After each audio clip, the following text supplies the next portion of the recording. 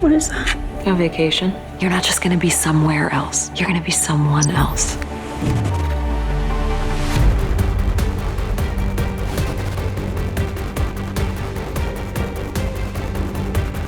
The episode is about two characters, one in the future and one in the present.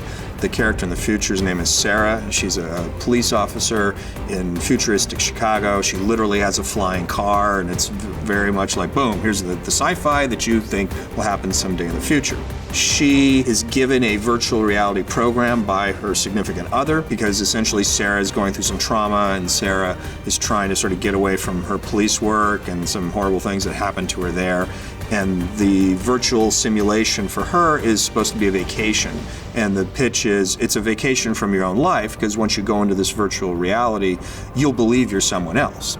And so she downloads the program and activates it, and then suddenly the story cuts to this character named George. And George lives in contemporary Chicago, and it's right in the middle of an action sequence, and he can't quite remember who he is, but he starts to remember some things as time goes on, and he realizes he's a very rich man, he's the head of a tech company, and he's on a hunt for the person who killed his wife. But then in George's world, he's created a virtual reality headset. And when he puts on his virtual reality headset, the story cuts to Sarah in the future coming out of her virtual experience. Welcome back. Really here? Yeah, you're really here, sweetie.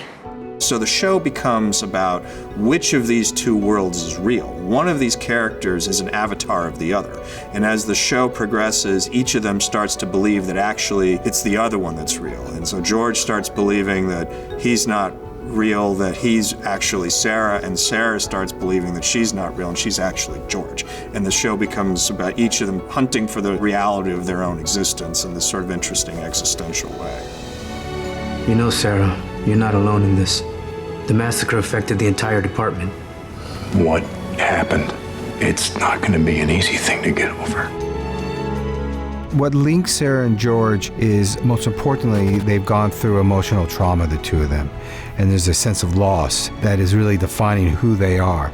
And what's interesting about the stories visually is that, one, they live in pretty much the same apartment, and they frequent some of the same dining establishments, and some of their worlds cross, but the difference is that one's in the distant future and one's not. What's interesting is that emotionally, they each are building blocks for each story. So we'll leave off Sarah and we'll go to George, and George's story will fill in the gaps. And then whatever we haven't filled in there, Sarah fills in. And so there's a totality by the end. I keep having these flashes of that life, and I swear it feels true. But it's not. But trust me, you're not really a super cop in the future in a flying car. A lot of Philip K. Dick, there's a dystopian kind of world, and here it isn't. It's like the people have created that world, that dystopia, in their own minds, and that's what they're running from.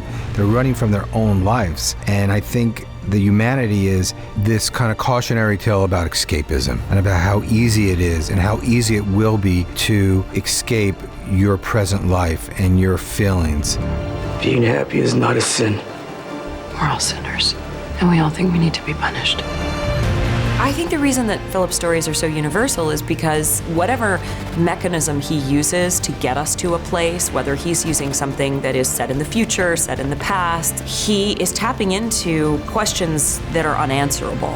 Why am I here? When am I here? In the sense of what is time and where is my place in it exactly? I mean, these are questions that we have philosophically and scientifically been struggling to get a handle on, and he just cuts right to the heart of that. So no matter when you go back to his material, you're gonna find something, no matter who you are, no matter what time you're living in. I think you're gonna find something that's relevant.